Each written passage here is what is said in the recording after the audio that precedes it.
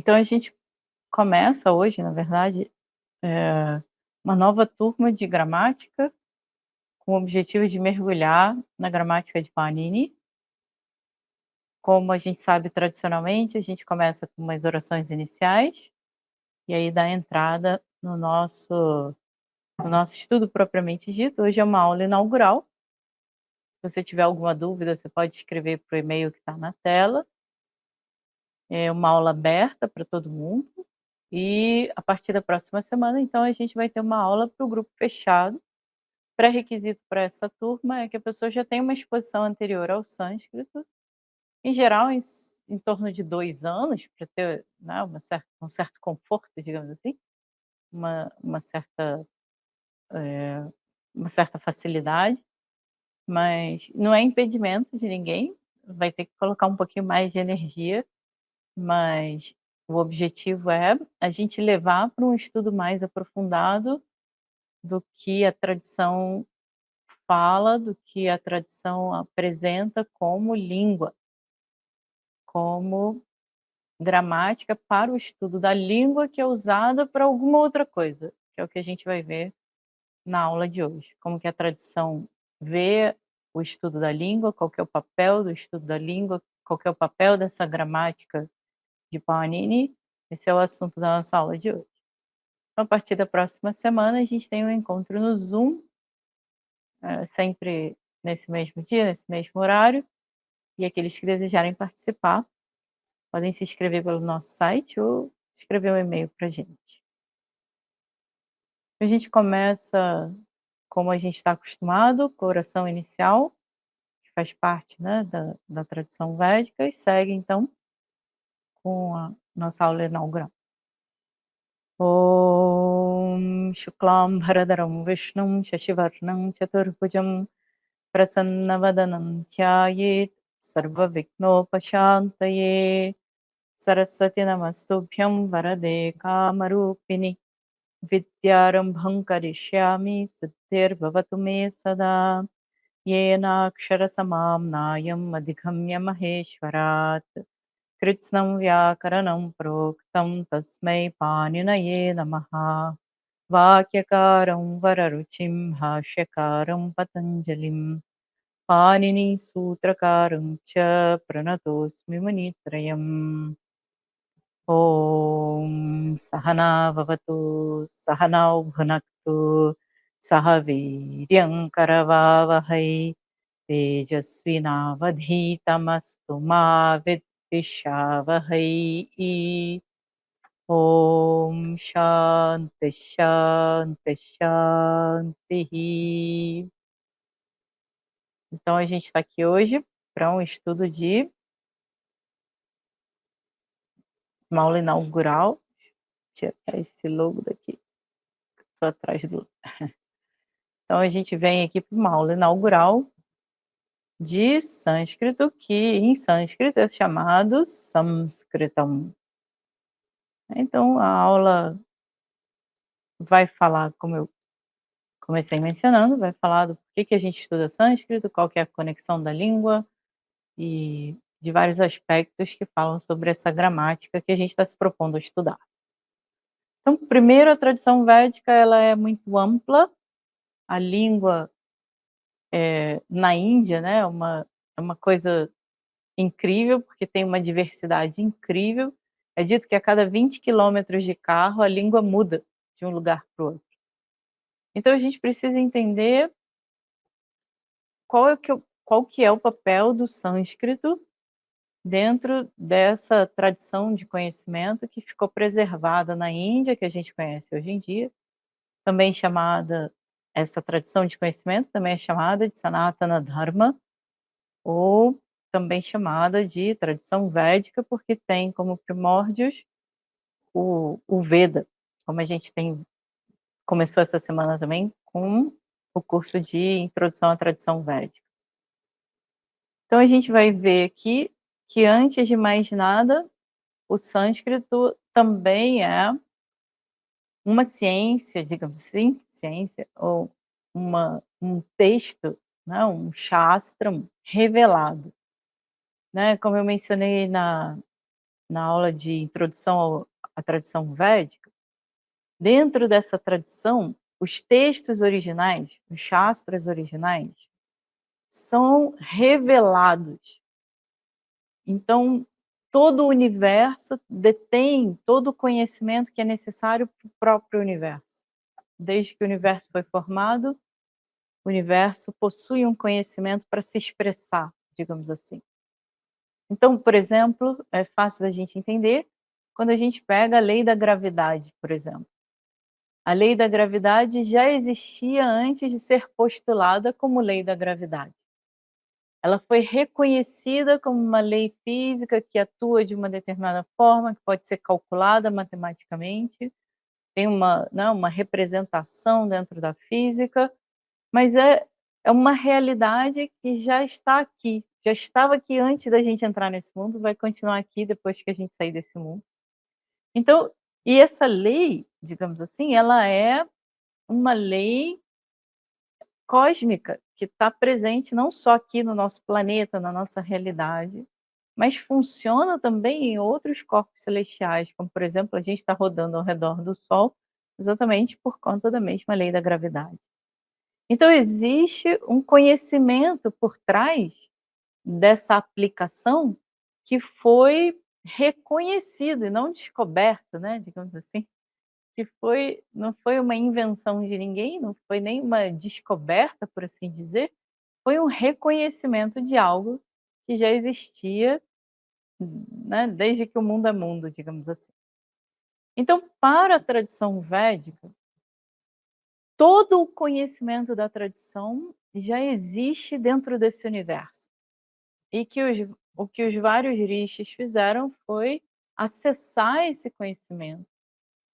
E por isso que esse conhecimento é considerado um conhecimento revelado. Da mesma forma, o conhecimento foi revelado em meditação na mente dos rishis e uma linguagem foi usada para representar esse conhecimento. E até onde a gente sabe, essa linguagem era chamada Samskritam. Não, não necessariamente é exatamente o sânscrito que a gente tem nos dias de hoje. Sânscrito em inglês, sânscrito em português, Samskritam. Mas é uma linguagem também chamada Deva Bhasha, uma linguagem divina, ou seja, que não estava aqui no, nesse mundo dos humanos, mas vem dessas revelações. E ela é Samyakkritam iti Samskritam. Aquilo que é muito bem feito é chamado Samskritam. Então, o Samskritam é mais digamos assim, uma forma de descrever a língua do que realmente de especificar. Por exemplo, português. Aí você adjetiva português de Portugal, português do Brasil. Então, você tem uma língua chamada português, e aí você qualifica ela dizendo um português de Portugal, um português do Brasil. Aqui, Samskritam é como se fosse um adjetivo, algo que qualifica, que especifica, que diz que aquela língua que foi revelada, ela é muito bem organizada, muito bem feita. E conforme a gente estuda a tradição védica e acessa esses conhecimentos que são revelados, foram revelados em meditação aos rishis, e os rishis não estavam só no continente asiático, no país que a gente conhece hoje como Índia, ou que estava no país antes da independência, ou antes de uma invasão ou outra. Na verdade, esse conhecimento e essa língua permeava tudo, permeia até hoje, tudo que existe dentro desse universo. Mas, de alguma forma, esse conhecimento e essa tradição de ensinamento e essas pessoas que se dedicaram a esse conhecimento, fizeram com que esse conhecimento ficasse preservado no que hoje a gente conhece como Índia, Bharata, Bharata, Bharatavarsha, Bharatacanda, nesse continente de sul da Ásia, digamos assim. E dentro dessa tradição de ensinamento, que traz todos os conhecimentos que a tradição abarca, como, por exemplo, arquitetura, administração, geometria matemática, né, cálculo avançado, música, dança, religião também, todos os aspectos dos ritos, dos rituais religiosos, filosofia e todos os aspectos em que a cultura, a religião e a filosofia se encontram ali num ponto em comum. Tudo isso então fica preservado dentro de uma tradição de conhecimento que é passada daqueles que viram para aqueles que não conseguem ver, né. Então do Rishi, daquele que enxergava algo além, essa tradição foi passada para os seus alunos, para os seus alunos, para os seus alunos e com ela também a linguagem e todos os recursos necessários para entender. Então existia desde o início, digamos assim, desse universo, existia um conhecimento. Esse conhecimento se expressa através de uma linguagem, de uma língua. Os rishis visualizam, passam para os seus alunos com, enfim, através de uma linguagem, de uma língua falada. Não existia escrita, né, até aquele ponto, então era uma tradição oral de ensinamento, em que tudo era memorizado e passado adiante da mesma forma, então um compromisso por reproduzir aquilo que você ouviu com precisão.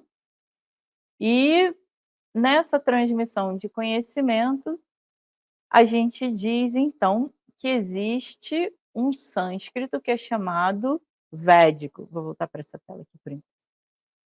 Então, existe um sânscrito que é chamado védico, ou seja, está lá dentro dessa tradição védica no que diz respeito aos Vedas. Eu vou chegar nos Vedas um pouquinho mais para frente, nos slides adiante. Então, esses Vedas, com essa linguagem que estava presente nos Vedas, com todos os mecanismos para interpretar, para entender, para usar essa linguagem, veio descendo dentro dessa mesma tradição de conhecimento, até que um sábio, um rishi chamado Panini, fez orações especiais para Shiva.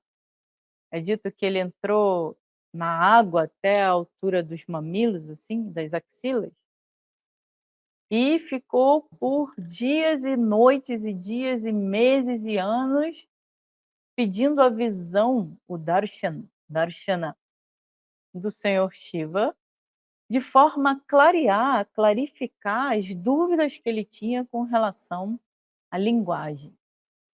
Entre as várias versões da linguagem do sânscrito que estavam disponíveis na sua época, ele pediu, com a sua tapasya, com a sua austeridade, que o senhor Shiva, que é considerado, né, também o primeiro yogi, aquele que ensina, né, a Parvati, enfim, várias outras histórias. Então, ele pede ao senhor Shiva que revele para ele a verdade por trás da linguagem, mostrando para ele as regras, a estrutura, o conteúdo da língua, de forma a sanar todas as dúvidas, todas as dificuldades, tudo aquilo que talvez estivesse se perdendo no tempo dele, a gente não sabe.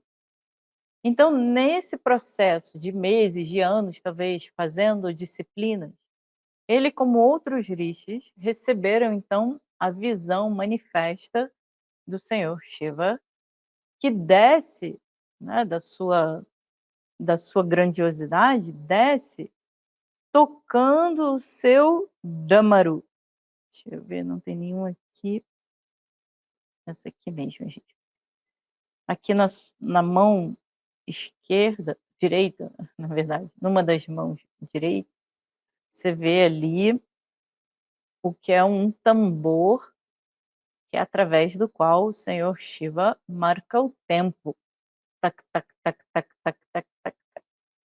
Então é dito que, tocando o seu tambor, o Senhor Shiva aparece dando a sua visão manifesta para todos aqueles sábios que estavam buscando, como fruto das suas ações, a visão do divino e a bênção de algumas das suas, enfim, dos seus pedidos, digamos assim, das suas intenções. Então, um dos versos tradicionais que falam sobre isso que a gente está falando aqui é esse que está aqui na frente de vocês. Nritavasanena tarajarajo nanada dhakkam navapanchavaram uddhartu kamasanakadi siddhan etadvimarshe shivasutra jalam Nritavasanena tarajarajo nanada dhakkam navapanchavaram eu vou explicar essa palavra depois. Uddhartu kamaha sanakadi siddhan etadvimarshe Shiva Sutra Jalam. Então, Nritavasane, no culminar da sua dança cósmica, Nataraja Rajaha, o Senhor Shiva na sua forma Nataraja, que é o rei da dança, Nanada. Essa geralmente é um verbo intransitivo, mas aqui ele é entendido como com o soar do seu dhakam, do seu tambor, do seu damaru. Navapanchavaram, fez tocar, fez soar, Navapanchavaram. 9 mais 5, né, 14 sons. Então, no culminar da sua dança cósmica, o senhor Shiva, na forma de Nataraja, fez soar, digamos assim, 14 sons, né, 14 expressões sonoras.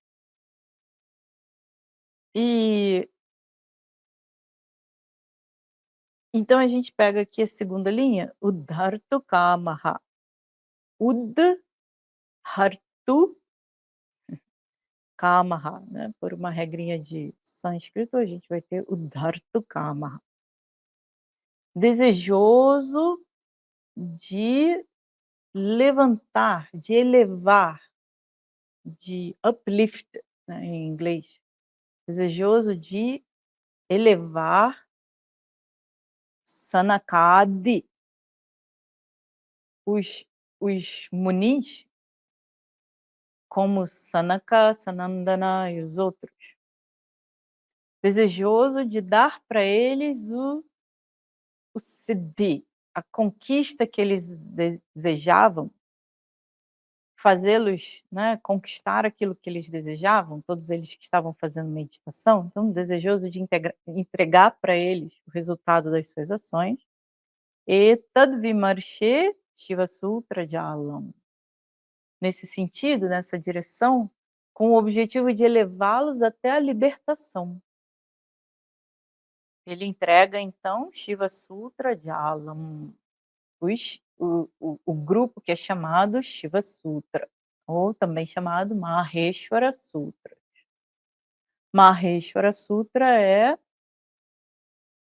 são os sutras, são os primeiros ensinamentos do Senhor Shiva sobre a língua sânscrita. São os primeiros fonemas que compreendem todas as letras do alfabeto em sânscrito, também chamado Maheshwara Sutra, Maheshwarani Sutrani.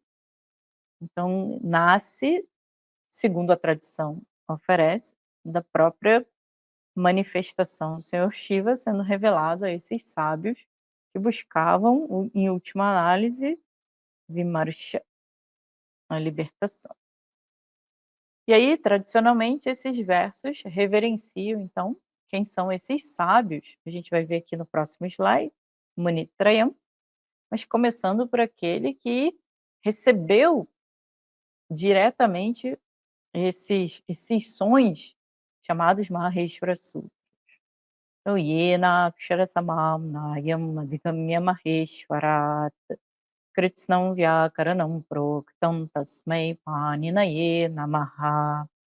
A gente começa lá na última linha, Tasmai Paninaye Namaha. Saudações, então, a esse Panini, que é aquele que a gente pode pode começar do início, Yena akshara samamnayam adhigamya maheshwarat kritsnam vyakaranam proktam. Através de quem? Yena kritsnam vyakaranam proktam. Toda a gramática vyakaranam completa, sem faltar nada, foi muito bem apresentada proktam. Prakarshena uktam, foi muito bem falada, apresentada. E de onde que ele conseguiu essa gramática? Adigamya, tendo recebido ela, tendo entendido, compreendido, Maheshwarat, do próprio Senhor Maheshwara, próprio Senhor Shiva. E o que que é essa Vyakaranam? Akshara Samamnayam. Akshara Samamnayam. Amnaya é como a palavra Shastra, é como a palavra Veda, representa um corpo de conhecimento. Então, que é muito bem organizado com todas as aksharas, com todas as letras. Então, Akshara Samamnaya aqui representa todo o corpo de conhecimento sobre a língua e, por consequência, a gramática, Vyakaranam, mais especificamente.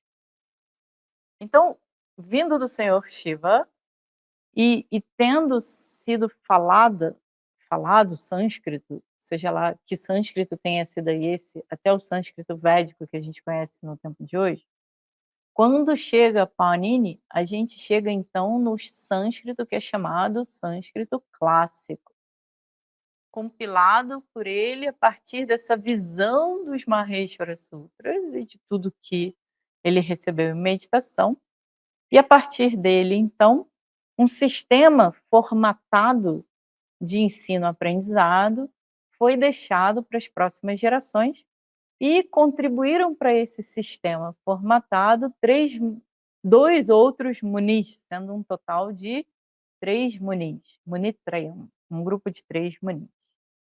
Vakyakaram Vararuchim Bhashyakaram Patanjalim Paninim Sutrakaram Cha Pranatosmi Munitrayam. Então, a última linha lá, Pranatahasmi Munitrayam, Munitrayam Pranataha Asmi. Eu estou saudando de forma curvada, né, com reverência, com humildade, a esse grupo de 3 munis. Quem são eles, né? Vamos começar de baixo. Panini, que é Sutrakara.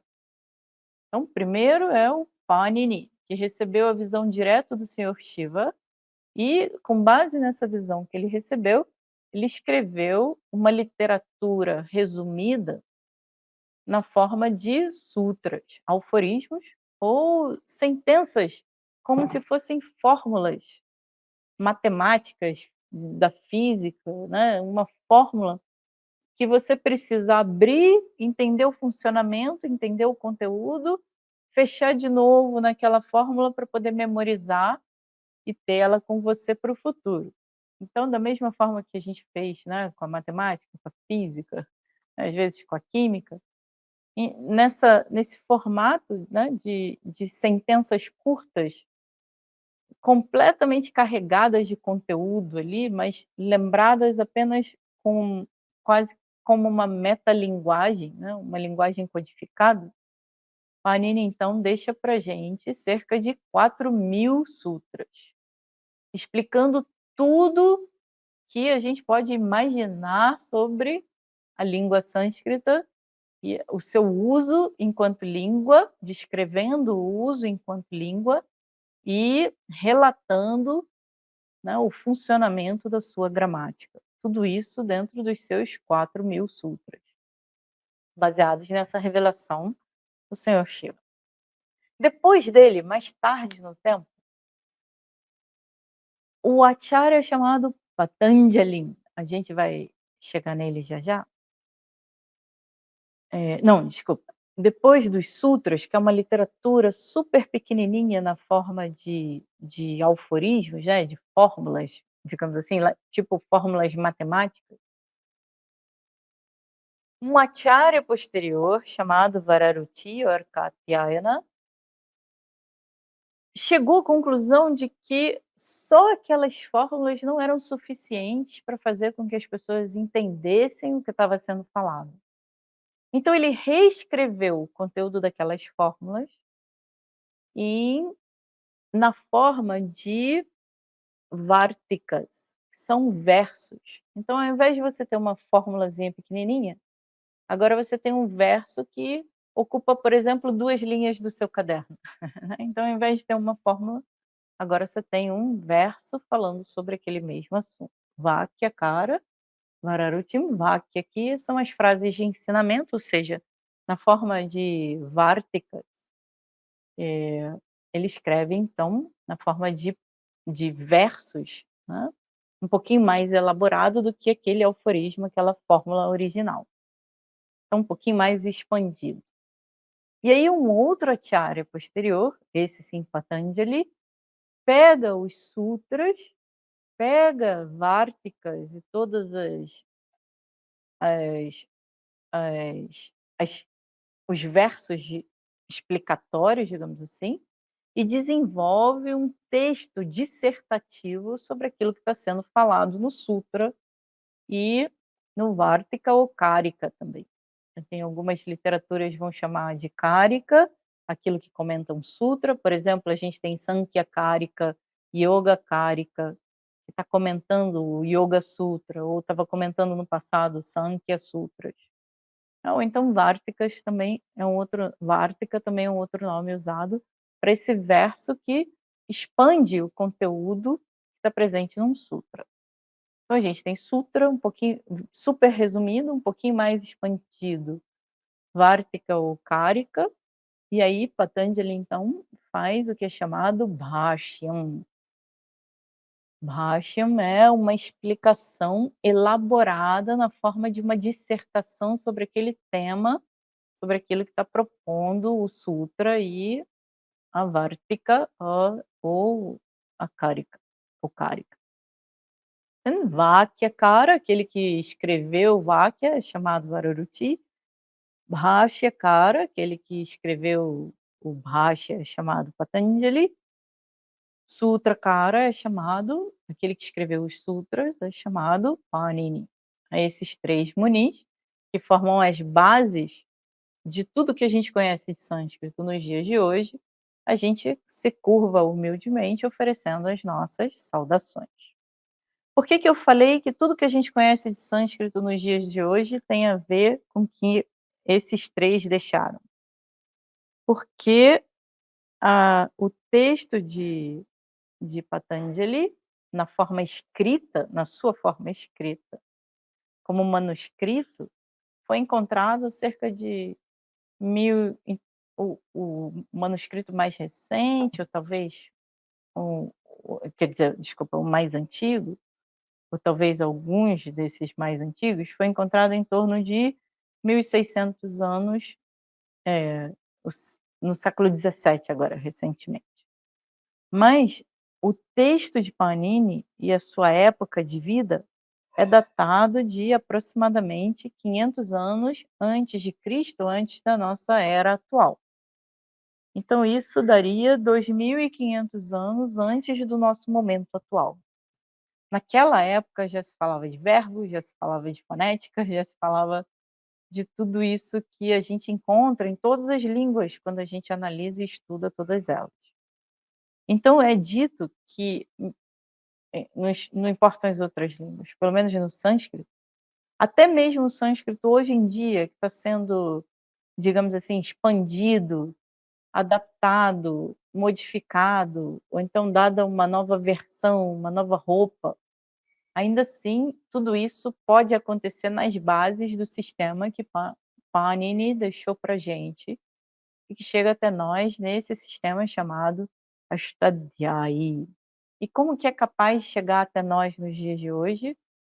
Porque se tem uma tradição de ensinamento comprometida em reproduzir aquilo que foi aprendido e passar adiante, sem que haja nenhuma modificação, sem que haja nenhuma contradição, sem que haja nenhuma diferença das fontes originais.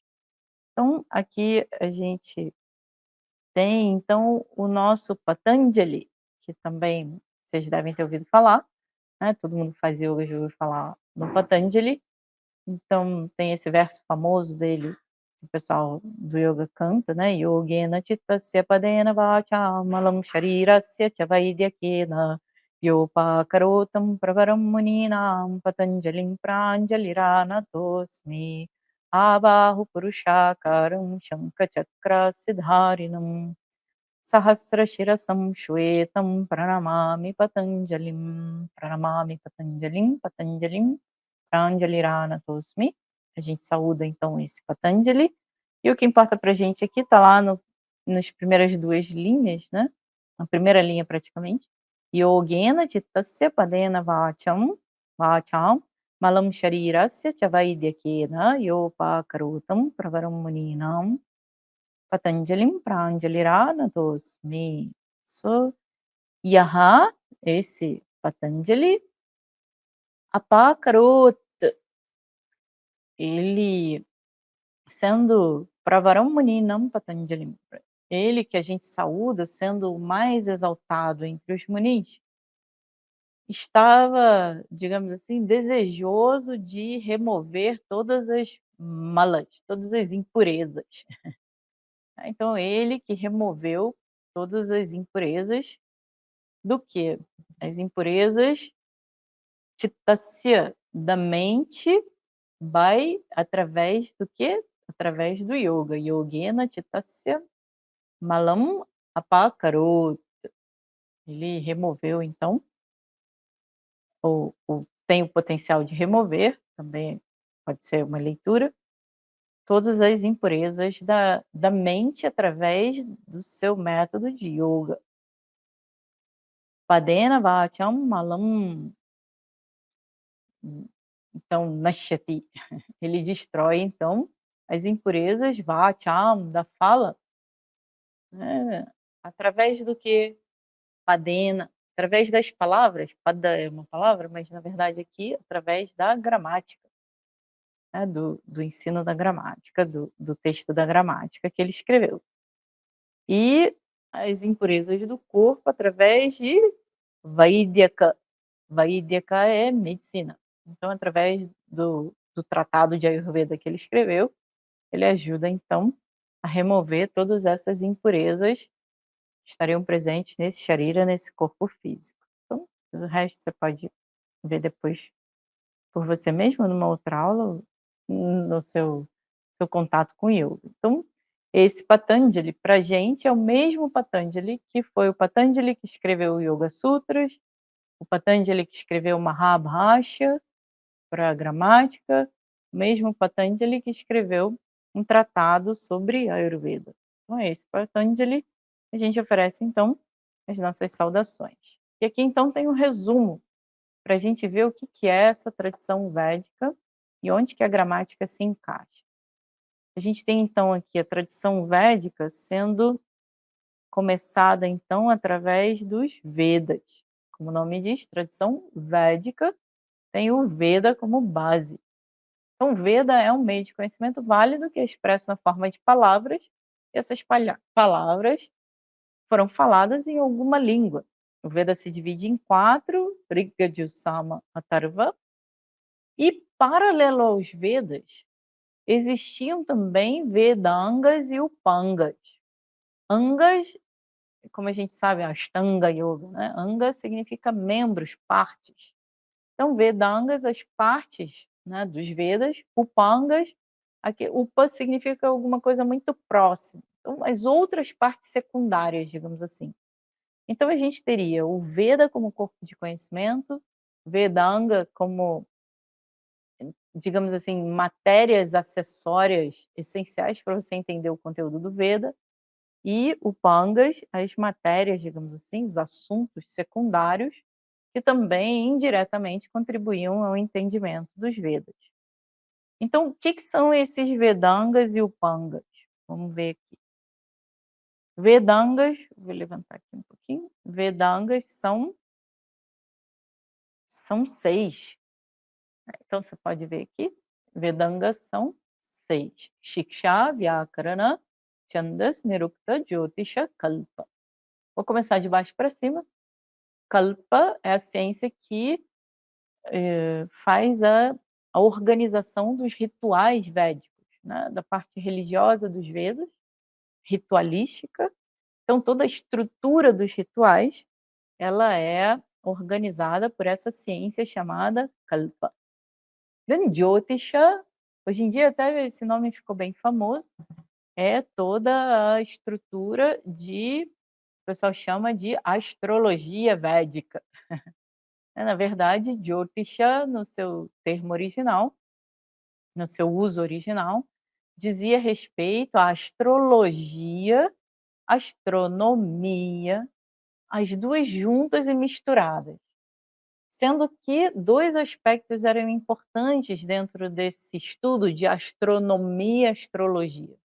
O principal aqui não é o aspecto de previsão. O que que vai acontecer comigo? Eu vou lá no astrólogo para ver como que está a minha vida, está tudo meio enrolado, para ver que planeta que eu vou culpar aqui pelos meus problemas. Então a gente geralmente vai para o astrólogo pensando em quem que a gente vai culpar por trazer problema para a gente. Aqui, Jyotisha, astrologia, astronomia, na verdade não tinha nada a ver com isso. Era uma ciência no sentido de estudar a posição dos planetas e estabelecer a conexão entre esse indivíduo e o todo, e o universo inteiro. Então é como se você o tempo inteiro no seu dia estivesse em conexão com todos os planetas, com todas as posições dos astros, com as fases da Lua, com os meses do ano, a posição do Sol criando os meses do ano, a posição da Lua criando os meses lunares. Então, a todo tempo existia uma conexão e, de acordo com a observação e o estudo dessa ciência, digamos assim, desse corpo de conhecimento, existiam momentos mais favoráveis para fazer determinadas coisas, momentos menos favoráveis. Por exemplo, até hoje a gente, quando vai começar uma puja ou vai fazer uma oração, a gente vai olhar lá para evitar Rahu Kalam, o horário em que Rahu está passando ali por um, né, pelo nosso caminho, porque tem mais chances de dar problemas, por exemplo, né. Então, existia toda uma ciência, ainda existe até hoje, de fazer com que a gente esteja conectado o tempo inteiro com todo o universo ao nosso redor. E aí, com base nas leituras, se estabeleceu também essa leitura tipo oráculo, de previsão, de prescrição, de previsão de coisas para serem feitas ou uma visão, né, de algo que estaria vindo no futuro e com o qual a gente poderia talvez, evitar ou melhorar ou enfim, tentar usar de alguma forma a nosso favor. Então Kalpa Jyotish. As outras 4, uma que está em laranja e as 3 que estão, né, tipo um laranjinha abafado, são relacionadas com a língua. Então veja, como Vedanga, o Veda prescreve rituais. Então, como fazer o ritual tem que ser falado, que momento fazer o ritual tem que ser falado. Então Kalpa ia tomar conta, no outro Jyotisha ia tomar conta. Mas numa tradição oral, a língua, a fala, é algo de muito importante, porque se alguém falar errado alguma coisa, a outra pessoa não entende.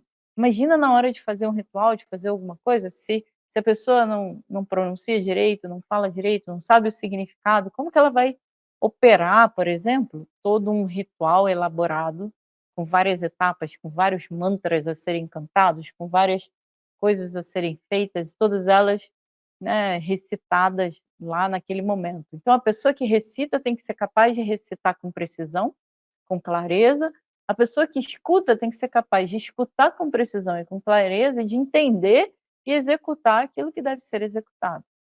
Então 4 desses Vedangas, são relacionados à comunicação, à transmissão oral desse conhecimento. Primeiro chamado Shiksha, a ciência da pronúncia, né, a fonética, digamos assim, relacionada aos Vedas, como a gente chama hoje em dia, fonética, a ciência que estuda a produção de sons e o enunciar desses sons nessa região aqui. Vyakarana, que é a gramática, ou seja, o entendimento das regras que conectam as palavras, que fazem com que elas tenham um sentido. Chandas, a forma de cantar, de enunciar isso que está sendo falado. Por exemplo, eu já cantei alguns versos até aqui, cada um deles vai ter uma métrica. Essa métrica, esse ritmo, essa melodia, digamos assim, essa métrica é estudada nessa disciplina chamada Chandas. Então, que métrica que vai calhar aonde, que métrica que deve ser usada aonde? Por exemplo, Gayatri é uma métrica. Gayatri não é o nome de um mantra. Gayatri é uma métrica que está presente em vários mantras, ou seja, tem 24 sílabas, são divididas de uma determinada forma, são pronunciadas de uma determinada forma, cantadas, né, recitadas de uma determinada forma. E aí a gente vai ter Savitri Gayatri, a gente vai ter, por exemplo, o Ganapati Gayatri, que eu ensinei hoje de manhã para os alunos aqui do Gurukulam. Então tem vários versos, mantras, que vão ser cantados nessa métrica chamada Gayatri. Então existe uma ciência que estuda as possibilidades de métricas, de melodias, digamos assim. E Nirukta, que é a explicação das palavras com a origem e o uso da palavra dentro dos Vedas. Então todas essas 4 que estão ali são relacionadas à ciência da linguagem em vários aspectos em que a linguagem se apresenta dentro da tradição védica. E todas elas chegam para nós até os dias de hoje. Na verdade, hoje em dia acabam chegando meio juntas e misturadas, mas todas as 4 se apresentam como um corpo de conhecimento que chega para a gente, trazido dentro dessa tradição de ensinamento, com os seus shastras, com os seus textos sagrados que regem cada uma delas. Por exemplo, tem Panini Shiksha, mas tem também Yajnavalkya Shiksha, tem outros textos sagrados dentro de cada um, textos primordiais, sagrados, originários, dentro de cada uma dessas disciplinas de conhecimento. Então a pessoa estuda os Vedas, para entender os Vedas, ela precisa estudar os Vedangas. E para ajudar a entender os Vedas também, ela vai estudar os Puranas, Nyaya, Mimamsa e Dharma Shastra, que são textos secundários que também têm como objetivo ensinar a gente a olhar para o Veda e entender o que o Veda tem a dizer. Então, não é só ouvir umas frasezinhas e o significado das palavras, né? Tem todo um estudo super aprofundado em camadas por trás, começando com a base de tudo que é a língua. Então agora eu quero mostrar para vocês uma questão importante, onde que a gente se coloca aqui nessa história? Existe então o sânscrito que chega até nós nos dias de hoje, que vem lá originário do Senhor Shiva até o sânscrito de Panini, que faz uma divisão ali, antes dele era sânscrito clássico, era sânscrito védico, depois do Ashtadhyayi, que é o texto de Panini, dos sutras, passa a ser sânscrito clássico e mais recentemente passa a ser um sânscrito moderno, digamos assim. Então, onde que a gente chega aqui nesse sânscrito moderno? Onde que a gente se encontra? Bem, hoje em dia tem tanta gente, até em Cambridge, em Oxford, nos Estados Unidos, produzindo novos materiais, novas formas de analisar a língua sânscrita, de criar regras e utilizá-las. Mas a gente aqui no nosso curso, onde que a gente se coloca? A gente então se coloca a estudar não a linguagem do sânscrito, mas o que é chamado Vyakarana Shastram. O Shastra, o texto sagrado, digamos assim, texto original que dá a base para a disciplina de Vyakaranam, como está lá dentro desses Vedangas. Então, dentro dessa linhagem de estudo de Vyakarana Shastra, que é um estudo avançado de gramática, porque não fala só da gramática que é usada nessa língua de textos e hoje em dia não, e uma língua falada que foi sempre presente e que ainda está presente nos dias de hoje, a gente estuda então de forma aprofundada os textos básicos que ditam as regras de utilização da língua, mas principalmente que descrevem as regras que descrevem a utilização dessa língua sânscrita no que existia lá desde os tempos de Panini até os dias de hoje. Então, a gramática de Panini é chamada Vyakarana Shastram. Aqui tem um exemplo para você de um manuscrito em folha de palmeira. Esse manuscrito está aqui com, com aquilo que é chamado, essa escrita é chamada Grantha. Ela é encontrada no sul da Índia, ela é um dos ancestrais do Devanagari que a gente conhece hoje, que é esse que está sendo usado aqui na palavra Vyakarana. Então aqui a gente tem Vyakarana Shastram. Essa palavra está escrita em Devanagari, que é o alfabeto, ou seja, o que é o alfabeto? No momento em que a escrita toma lugar dentro dessa história, a escrita nada mais é do que a representação gráfica de sons. Então, essa representação gráfica de sons recebe uma forma ali, convencional. Existe uma padronização de uma forma que representa aqueles sons que são originalmente falados, né, uma tradição oral a princípio, que agora passa a ser representada através de uma escrita.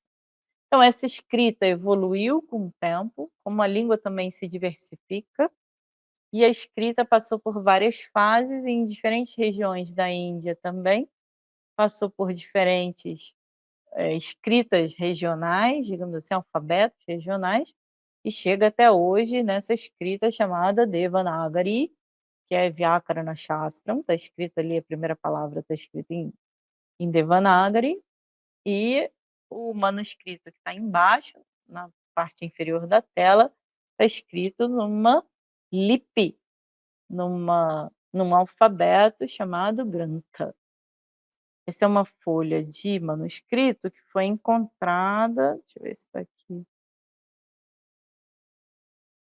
Não coloquei aqui, mas ela menciona que essa foi encontrada em torno de 1600 da nossa época. Então, Vyakarana Shastra é datado, Shastram, a gramática é datada de aproximadamente 500 anos antes da nossa época. Panini, a época que Panini viveu é em torno de 2.500 anos atrás, com relação àquilo que a gente encontra hoje em dia conosco. Então agora a gente tem um aspecto importante para a gente ver aqui, que é ainda em relação à língua, né, onde que Vyakarana, gramática, e a gente viu, é Vyakarana Shastra, então tem um status de Shastram, de texto sagrado, de uma autoridade nesse conhecimento. Agora a gente tem que entender onde que a gramática se encaixa no estudo de uma língua, seja ela qual for. A gente está usando aqui o exemplo do próprio sânscrito, que é o objetivo da nossa aula, mas a gente pode estender essa lógica para todas as línguas. Então a gente tem aqui Dvanayaha, Dvanihi, Dvani, Dvanayaha, né. Então a gente tem os sons, Dvani são sons, sons dos mais diversos. Dentro dos sons, a gente vai ter então sons que são relacionados a um sentido e que, organizados de uma forma específica, favorecem a comunicação. Por exemplo, a gente tem um bebê que começa a fazer né, e aí vai aperfeiçoando esses sons, já está fazendo som ali, já está produzindo som. Vai aperfeiçoando esses sons e vai fazendo ma ma ma ma ma, pa pa pa pa pa, ba ba ba ba ba. E aí vai aperfeiçoando, aperfeiçoando, até que começa a falar como você e eu, né, com uma fluência, com escolha das palavras, com um sentido. Então existe uma escada ali. Então primeiro a gente tem os sons, desses sons existem sons que são selecionados, porque têm um sentido dentro daquela língua, esses sons selecionados que formam, digamos assim, as letras. Letra é uma coisa escrita, né, o som ainda é som. Então a gente chama de um som indiferenciado para um som diferenciado, significativo. Esses sons são chamados varnas. E dentro do sânscrito, quando essas varnas começam a ser escritas, né, a gente tem então a coleção como se fosse uma guirlanda de letras, uma guirlanda de varnas chamada Varnamala, que é o alfabeto. Então, em todas as línguas, você tem os sons indiferenciados, você vai ter os sons que são específicos daquela língua, e esses sons vão ser representados numa estrutura, né, de gráfica, digamos assim, de representação gráfica, chamada alfabeto, que em sânscrito é chamado Varnamala. E aí, o que que a gente faz com esse alfabeto? A gente vai para a escola e começa a estudar o alfabeto e aprende a escrever. Então a gente aprende a falar muito antes do que a gente aprende a escrever, a ler, a escrever. Então a gente, quando vai para a escola, a gente já tem os sons muito bem trabalhados com todos nós. E aí a gente vai para a escola ou aprende, né, o alfabeto, a começar a associar o som com o símbolo, o som com o símbolo. Primeiro símbolos individuais, como as letras do alfabeto, depois qual é o próximo passo? Aksharani, as sílabas. Você começa a juntar vogal, consoante, vogal, consoante e construir pequenas sílabas. Das sílabas, o que que a gente faz? A gente começa a colocar as sílabas juntas e a construir o quê? Padam, uma palavra. É uma coleção de sílabas colocadas juntas com um sentido, apontando para uma ideia ou para um objeto, a gente tem então uma palavra. Por exemplo, esse objeto tem um nome: celular, telefone celular. Todos esses sons são apenas sons, mas não, aqui esses sons têm uma conexão entre eles com o significado que é apontar para esse objeto aqui chamado telefone celular. Então a gente tem uma coleção de sons representados na hora da escrita por um alfabeto, ou representados de forma diferenciada por varnas, por esses sons específicos que serão representados através dos alfabetos. E aí começa a colocar vogal, consoante junto, a gente forma as sílabas, colocando as sílabas juntas a gente forma as palavras, e colocando as palavras juntas a gente forma o quê? Bhasha, a língua, a linguagem que é falada, expressa através da coleção de palavras que se ordenam, né, que tem uma ordem ali, conectadas a um significado. Então não valem apenas palavras, né, por exemplo, a gente pode começar maçã, telefone celular, mouse, carro, azul, bolo. Todas essas palavras colocadas juntas não formam nenhum tipo de linguagem, né, são apenas palavras soltas no ar.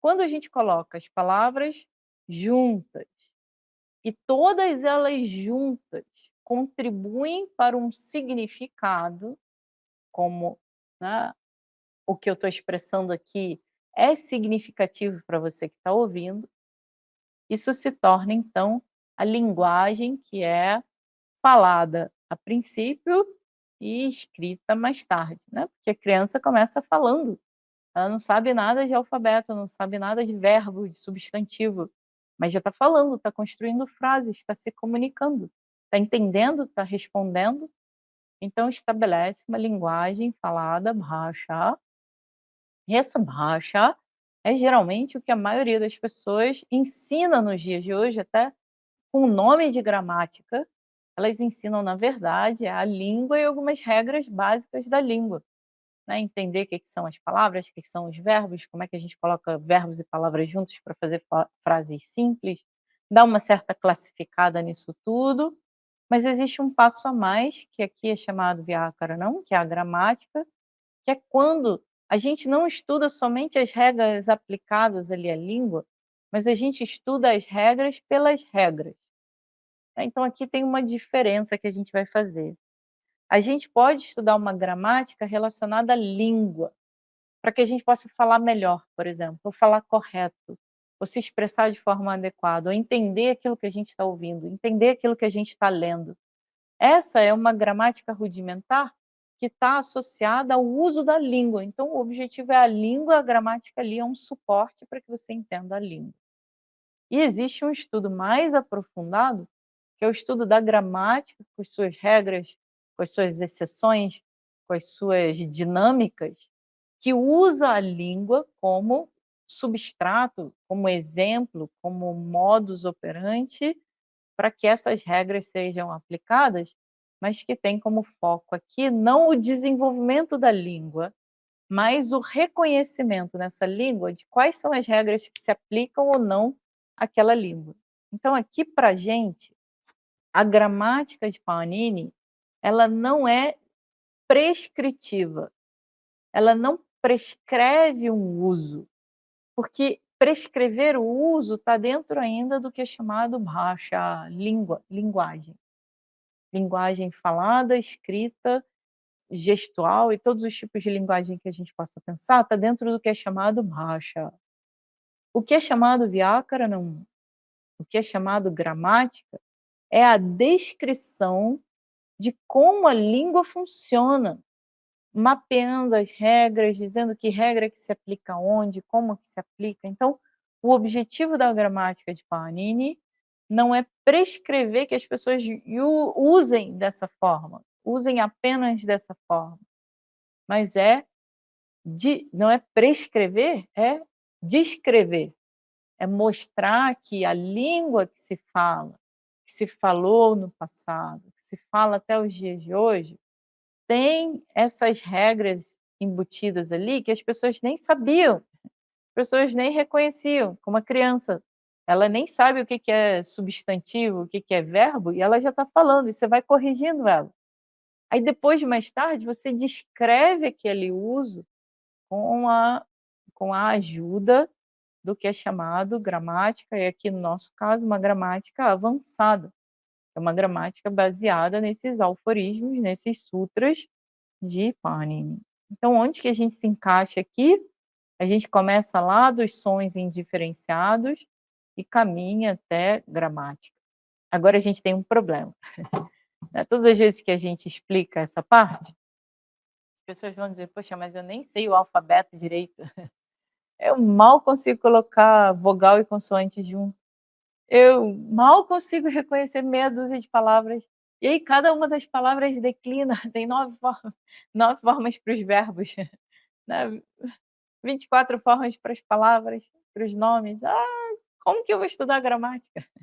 É, esse é um problema nosso, moderno, né. Antigamente, as pessoas estudariam desde 2 anos e meio, sentadinho lá no colo do avô, da avó, dos pais, aquela pessoinha já ia começando a aprender as bases da língua sânscrita, com toda a memorização que a língua sânscrita traz, e para quem já estudou sânscrito sabe, tem um bocado de memorização envolvido. E essas memorizações começariam lá por volta dos 2 anos e meio, 3 anos de idade, memorizando o que é chamado Amaracocha, que é um dicionário de sinônimos, memorizando o próprio Ashtadhyayi, os 4.000 sutras, para depois, mais tarde, com cerca de 14, 15, 17 anos, essa mesma pessoinha que memorizou o Ashtadhyayi quando tinha 3 anos, 4 anos de idade, vai agora ver o significado dos sutras e as suas aplicações. Entre aqueles 2 anos e meio de idade e os de 15, 17 anos de idade, essa pessoa teria estudado os Vedas, os Vedangas, alguns dos Upangas, começado a viver a sua vida, a cantar os seus mantras, a fazer alguns rituais de estudante, depois de casado, os rituais mais elaborados. Em paralelo, estaria completamente exposto à língua bhasha e chegaria então mais tarde só ao amadurecimento para o estudo da gramática, para quê? Para entender o significado mais profundo das palavras. Então aqui, antes da gente entrar nessa próxima parte, o importante, como Patanjali escreve no seu Bhashyam, aos Sutras de Panini, o mais importante da gramática, vou até vou até me colocar aqui um pouquinho mais claro para você. O mais importante da gramática é fazer com que o sentido das palavras, no íntimo das palavras, seja revelado. Então para que a gente aprenda a reconhecer, a acessar, a ser capaz de entender o sentido mais profundo das palavras, a gramática entra como um instrumento único para que isso seja possível. Então veja aqui comigo um ponto muito importante. A gente tem então a língua, qualquer que seja a língua, inclusive o sânscrito. A língua falada dá vários significados para as palavras, como a gente tem, por exemplo, a palavra manga, pode ser usada para manga dessa camisa, como pode ser usada para fruta manga. E o que vai fazer a gente diferenciar entre as duas? O contexto, né? Se a gente vai falando de fruta, aquela palavra manga está sendo usada no contexto de fruta, então representa a fruta manga. Se eu estou falando do costureiro e fala a palavra manga, então naquele contexto a palavra manga significa manga da camisa. Já no sânscrito tem mais uma etapa ali, além desse uso contextual das palavras, que é o processo de formação das palavras, coisa que a gente não vê em português. Talvez se alguém tenha estudado latim, grego, ou estudado alemão, ou estude alemão, vai ver que as palavras são construídas para serem usadas no discurso. A gente, em português, não constrói as palavras. A gente aprende as palavras como elas são e reproduz o uso delas em determinadas condições. Numa língua como o latim, como o grego, como o alemão, as palavras são construídas com a intenção de serem usadas de determinada forma. Então, aquele que escuta aquela palavra tem que desconstruí-la para entender o seu significado. Então, aqui a gente cria uma ideia, ou traz uma ideia importante, que é o processo de construção e desconstrução das palavras, que é a característica mãe do sânscrito. E é aí que moram as regras de gramática, e é para isso que as regras de gramática são tão importantes até no contexto da tradição védica. Porque sem essa capacidade de quebrar, a gente nem está falando em construir palavras, a gente está pegando um texto pronto, a gente está ouvindo alguma coisa pronta que chega para a gente. A ideia é pegar essas palavras e abri-las nos seus elementos mais básicos, até que a gente entenda, através do processo de construção das palavras, o significado daquela palavra final que a gente ouviu no discurso ou leu num texto escrito. Então, assim, a gente tem o sânscrito como uma língua que tem uma base de construção e desconstrução de palavras para que a gente possa, então, acessar o significado dessas palavras. Então, hoje em dia, o sânscrito se tornou muito uma questão de olhar no dicionário, de memorizar, coisa que no passado não tinha essa característica. Por ser uma língua declinativa, em que se constrói e se desconstrói palavras para que a gente possa gerar significados ou compreender os significados daquelas palavras que chegam, o dicionário tinha um papel muito pequeno no passado, porque todo o processo de abrir as palavras para entendê-las e trazê-las, né, num processo de construção para um uso, seria um processo natural para todas as pessoas que usavam a língua. Coisa que a gente não entende, porque a gente não tem isso na nossa língua portuguesa.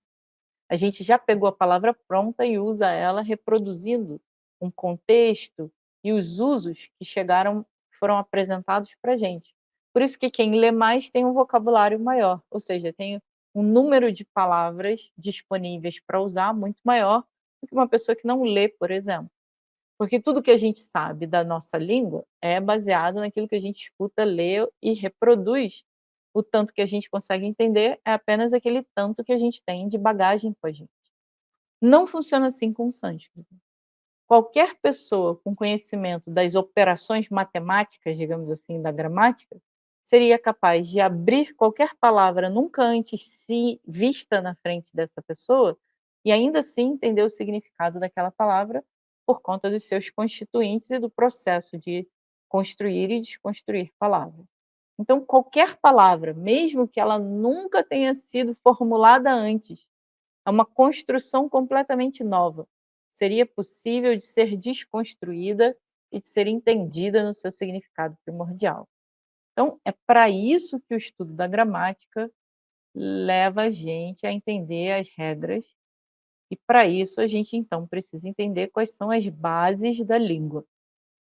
A língua sânscrita ou sânscrito é uma língua baseada na combinação de sons, como todas as outras línguas.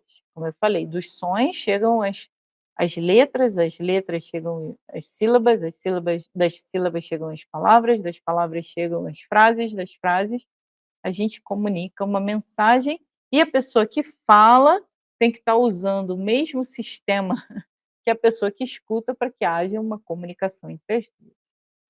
Mas mais do que isso, a combinação de sons no sânscrito vai além desse processo de formação, né, de palavras, como eu falei, de expressão através de frases, mas vai também num processo de uma conexão íntima, de uma modificação íntima, por exemplo, representada pelas regras de Sandhi, de modificações fonéticas que acontecem quando palavras se aproximam com uma intimidade muito grande, né, Sannikarsha. Quando tem uma intimidade, um contato íntimo entre duas palavras, dependendo dos elementos que estão ali nessa borda que se encontra, esses elementos podem se modificar e dar lugar a outros elementos que substituem os primeiros.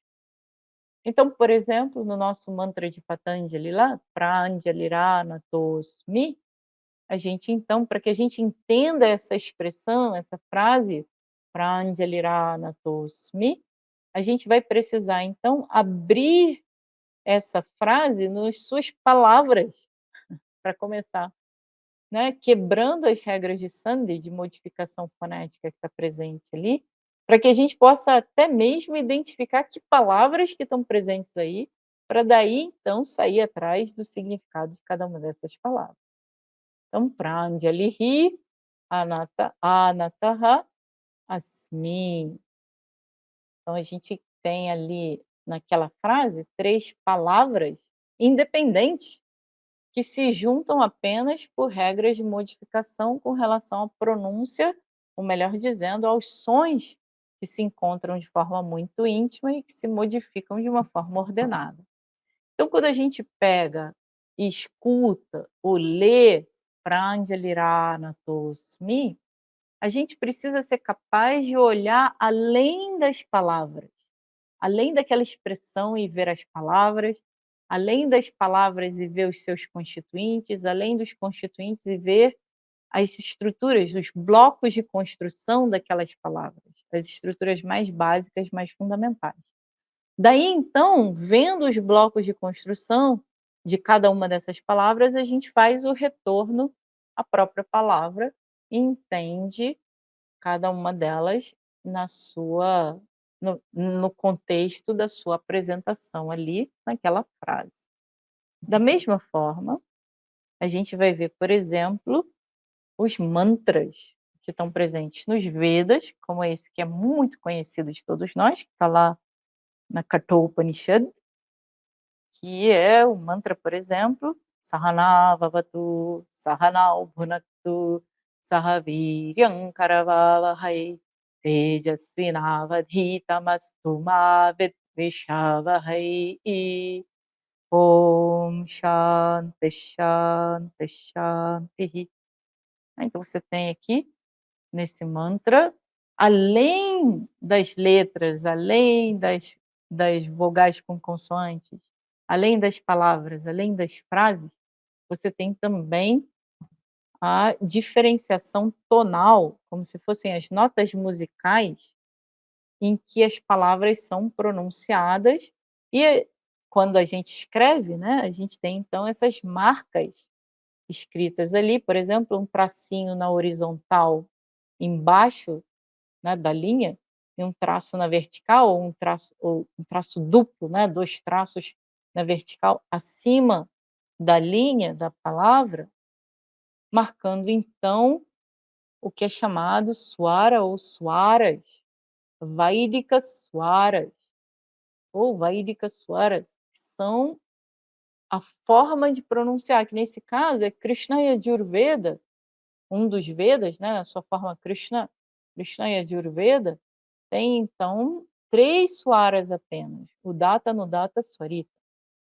Mas existem outros Vedas, como por exemplo o Sama Veda, que pode ter até 8 swaras diferentes, ou seja, uma escala musical com 8 notas, digamos assim, e cada um dos movimentos da cabeça e da voz e da mão e tudo representa então uma posição diferente desses sons, numa escala tonal, ou seja, uma escala entre um som mais grave, um som mediano e um som mais agudo, como aquele que a gente encontra na música, por exemplo.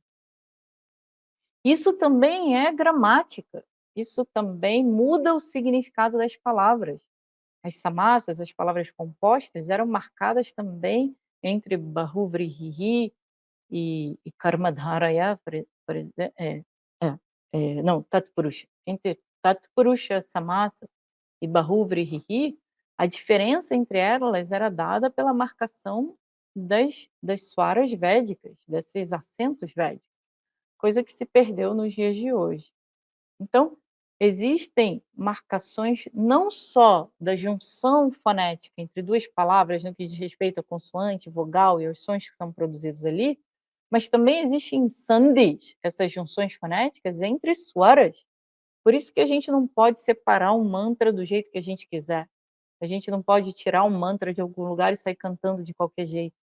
Que todos esses mantras, além da estrutura de fala no que diz respeito a consoantes e vogais, tem também as swaras vaídicas, aquelas que são vaídicas swaras, são swaras usadas para pronunciar as palavras dos Vedas, e para que a gente possa desfazê-las, a gente tem que conhecer então as regras de Sandhi de swaras, que não são vogais aqui nesse sentido, são os acentos védicos, como é chamado muitas vezes, os acentos védicos.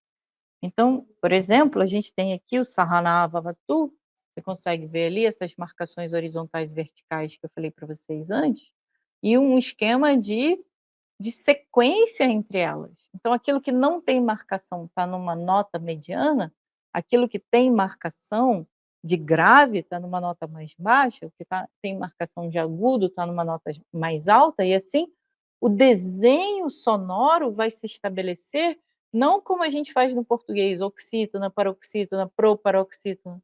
O desenho sonoro vai se estabelecer com base na pronúncia dessas, entre aspas, notas musicais que estão associadas a cada sílaba ali presente. Então não é algo que veio de fora, a sílaba já é construída com uma entonação, com uma nota, né, mais grave ou mais aguda ali, e é essa diferenciação da entonação, das vogais, das consoantes, que forma então a a aquela estrutura do mantra, ou da fala, ou da frase, ou do texto. O texto está escrito, mas quando você lê o texto, que então se desenvolveria com base em tudo isso colocado junto. Então precisaria não só de uma ciência que fala sobre pronúncia, por exemplo, mas precisa também de uma ciência que fala como separar essas pronúncias de forma a identificar o que está ali presente, porque quando você canta, você não canta com separação, você canta colocando todos os sons alinhados e juntos. Om Sahana Vavatu, Sahanao Bhunaktu. Não tem espaço entre as palavras, tanto quanto a gente imagina, para que você seja capaz de diferenciá-las somente. Ah, ok, eu estou falando uma palavra de cada vez, então eu reconheço cada uma delas? Não, eu tenho que ter a capacidade de separar as palavras no meu entendimento, conhecendo as swaras védicas, as regras de sandhi, de vogal, de consoante, de visarga, de anuswara e todas as outras. Então existe um corpo grande de conhecimento a se conhecer, para adquirir o conhecimento que está ali apresentado num texto, pode ser até num texto de Ayurveda, num texto de Yoga, num texto védico, né. Então, aqui eu estou mostrando para vocês, a gente tem, por exemplo, uma escala como essa que está aqui, Sa, Ha, Na, Vavatu. Então você tem uma nota grave, uma nota mediana, uma nota aguda, seguida por 3 notas, né, digamos assim, medianas, se a gente considerasse uma escala musical como notas. Então a gente tem aqui cada uma dessas vogais, elas são diferentes, elas têm marcações diferentes, porque elas são consideradas vogais diferentes. Então aquele mesmo "a" que está presente ali no "sa" e no "ra", são diferentes, são "ás" completamente diferentes, apesar da representação ser a mesma. Então são considerados como 2 formas diferentes, não como a mesma forma que tem uma nota musical associada a ela, não é isso. É uma vogal "a", uma vogal "a", uma vogal "a". Então são 3 vogais diferentes, porque elas têm características de de pronúncia completamente diferentes e são usadas com significados completamente diferentes quando elas se juntam para construir uma palavra, tá, por exemplo, dentro de um texto védico como essa que está aqui na frente da gente. E aí existem outros textos, por exemplo, em que a sequência é completamente diferente. Como você vê aqui, por exemplo, se a gente pega Om Shanti Shanti Shantihi, você tem uma sequência presente ali com essas palavras. Aqui você tem a mesma palavra com uma sequência de completamente diferente, que tem até, muitas vezes, uma abordagem diferente. Om Shanti Shanti Shantihi. Dá até uma, digamos assim, uma energia diferente, né, uma uma impressão diferente quando você canta, por exemplo, Om Shanti Shanti Shantihi, Om Shanti Shanti Shantihi. Dá dá um proce com relação ao processo de comunicação, você embute ali naquela comunicação aspectos completamente diferentes, porque você mudou a estrutura melódica, digamos assim, associada àquelas palavras que estão presentes ali. Então, tudo isso entra naquilo que eu mostrei para vocês aqui atrás, vou mostrar de novo, no que é chamado Shiksha, Vyakarana, Chandas e Nirukta. No processo de explicação das palavras, a gente ainda não tocou, mas tocou no que é a ciência da pronúncia, com tudo isso que eu acabei de falar, na gramática, que quebra as palavras nos seus constituintes, e chandas, na forma, na métrica de cantar, ou na melodia com que é cantado.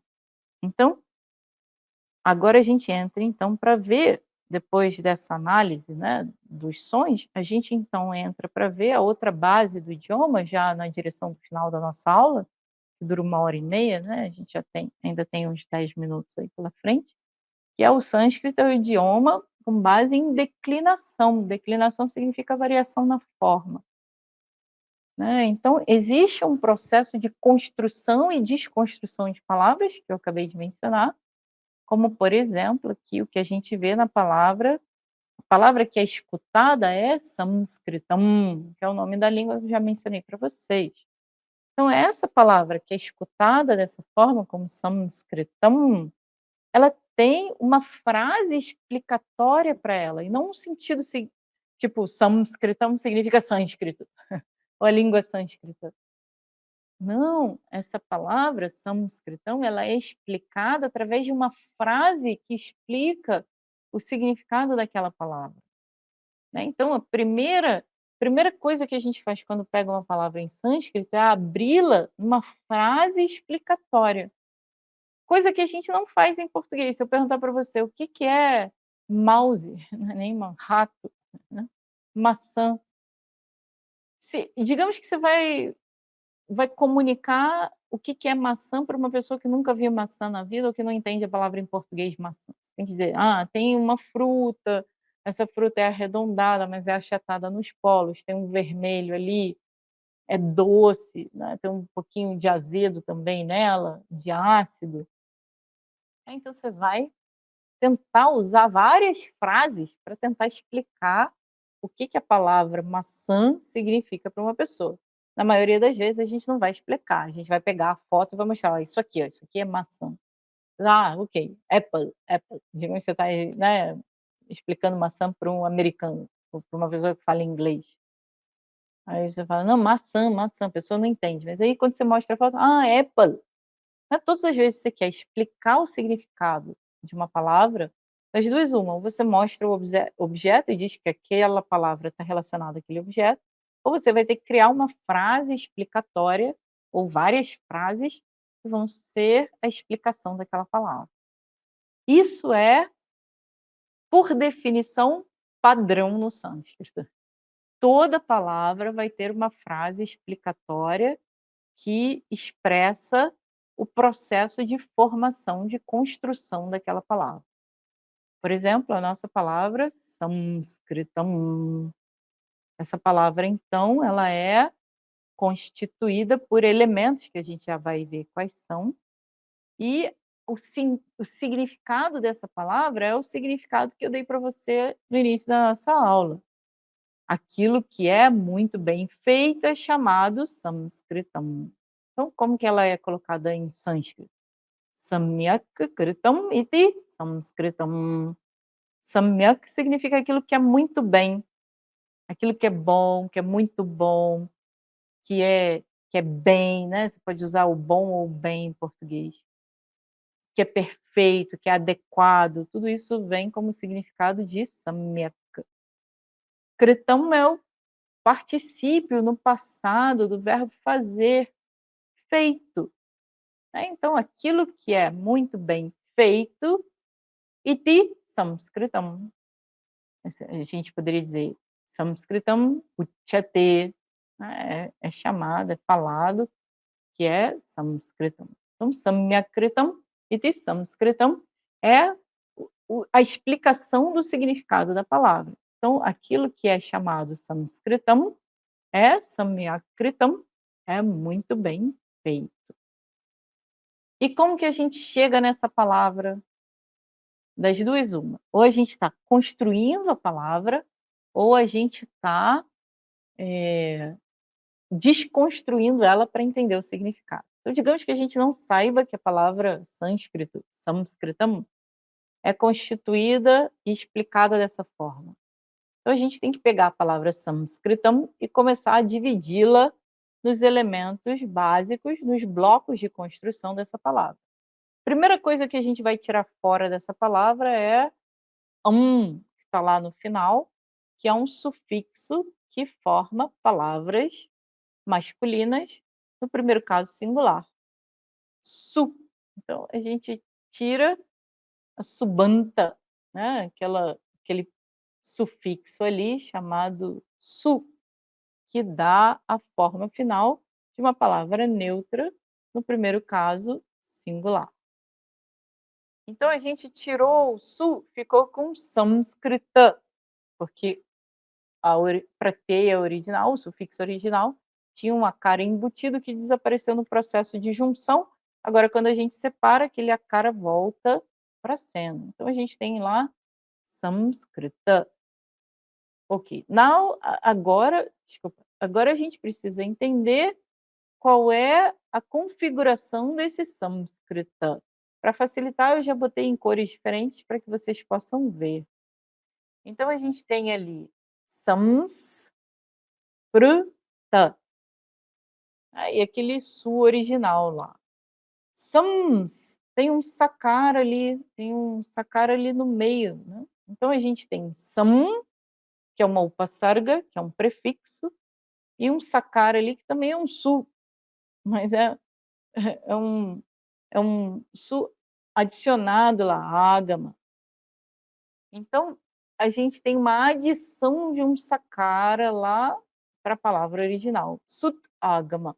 Então aquele su ali também é uma adição. Então a gente resolveu aquela porção, a gente tem então sam mais o su, que é aquele S que a gente vê sams presente lá, esse sakara presente lá. Então agora a gente tem que resolver o que que é kruta. Então a gente consegue separar ali no dhatu, na raiz cru, e na prateia, no sufixo kta, que traz então ali o, o sufixo que mostra para gente o particípio passado de qualquer verbo. Nesse caso, krudhatu, a raiz cru, que dá o verbo fazer. Então, quando a gente volta, né, o que que a gente tem então? A gente chega antes. O que que a gente tem então? Sânscritão, então é igual a sam, mais aquele S que tem ali, su, que dá origem àquele S, mais a raiz verbal cru, o original, o bloquinho original, mais um sufixo kta, que dá origem ao particípio passado daquele verbo que é mencionado, e tudo isso junto, colocado como neutro no primeiro caso singular da palavra samskritam. Agora, se a gente tivesse num processo de formação de palavras, a gente pegaria o sam, não, a gente pegaria primeiro o krudhatu, adicionaria ikta, o sufixo ikta, para formar feito, depois adicionaria sam, porque a gente quer dizer que é muito bem feito. Esse sam vai trazer esse sut agama, vai trazer esse sakara ali no meio, então vai virar samskrita. E aí, por último, a gente pega Pratipadika Samskrita e declina ela na primeira pessoa do singular, numa forma neutra, e chega à palavra final para usar na frase Samskritam, ou para mencionar na aula de hoje, né. Então a gente tem um processo de desconstruir a palavra e de reconstruí-la, trazendo de volta a palavra que é usada naquela frase. Ou, se a gente está construindo palavras para serem usadas num discurso ou num texto que a gente está escrevendo, a gente poderia, então, promover esse processo de construção de acordo com o significado que a gente quer dar para aquela palavra. E de onde que a gente tira o significado dessa palavra samskritam? Aquele sam que está ali presente, né, na última linha, ele é uma forma curta do mesmo samyak que está presente ali logo embaixo do para entender o significado. Primeira palavra é samyak. Esse samyak, na sua forma curta, na sua forma de upasarga, é substituído pela upasarga sam. Então, a palavra samyak é representada pela upasarga, pelo prefixo sam. Kritam continua lá, e aí todo esse processo de construir a palavra samskritam faz com que a gente alcance o resultado da palavra, não porque a gente depende de um dicionário para dizer para a gente o que que é samskritam, mas porque a gente conhece cada um dos elementos que estão ali, todos os sufixos estão colocados em vermelho, então existem vários tipos de sufixos. Os prefixos estão colocados em laranja, e existem vários tipos de prefixos, e o verbo, ou a raiz verbal, ou seja, aquele bloquinho original que vai dar base para a construção dos verbos, das palavras e de tudo mais, está colocado em verde, para que a gente possa ver os elementos principais, os bloquinhos originais de construção dessa palavra, que fazem com que a gente entenda o significado dela. Então agora vocês são conhecedores da palavra samskritam, de acordo com a gramática de Panini.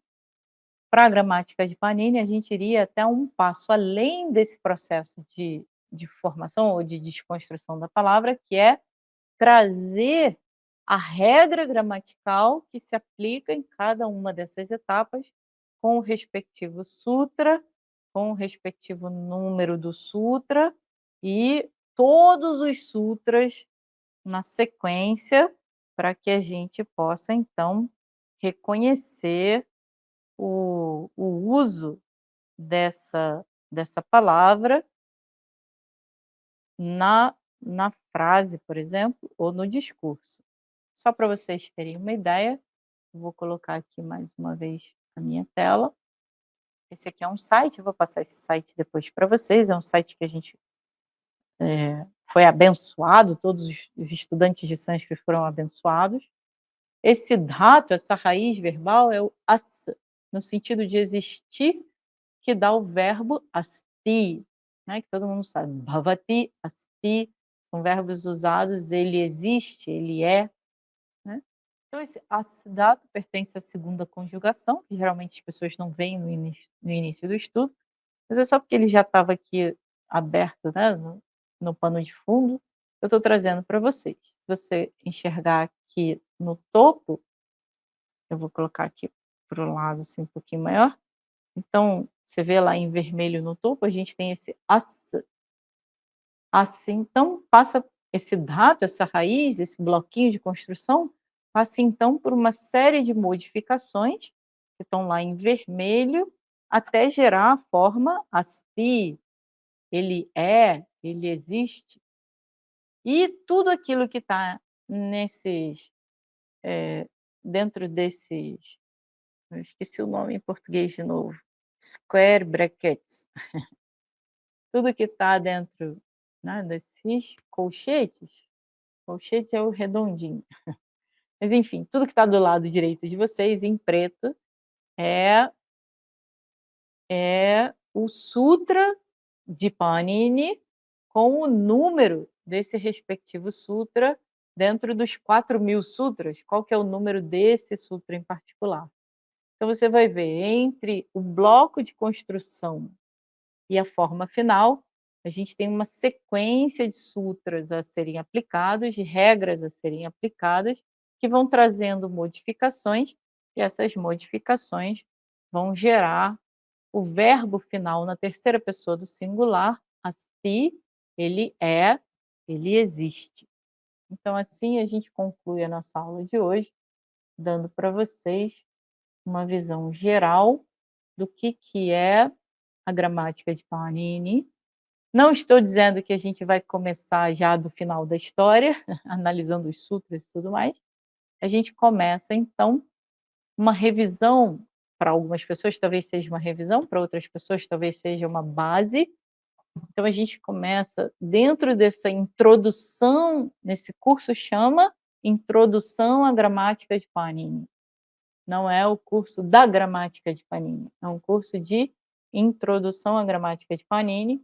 Então nessa introdução a gente vai aprender a pensar com os elementos que Panini traz, mas sem acessar o sistema de sutras que vocês viram nessa última imagem.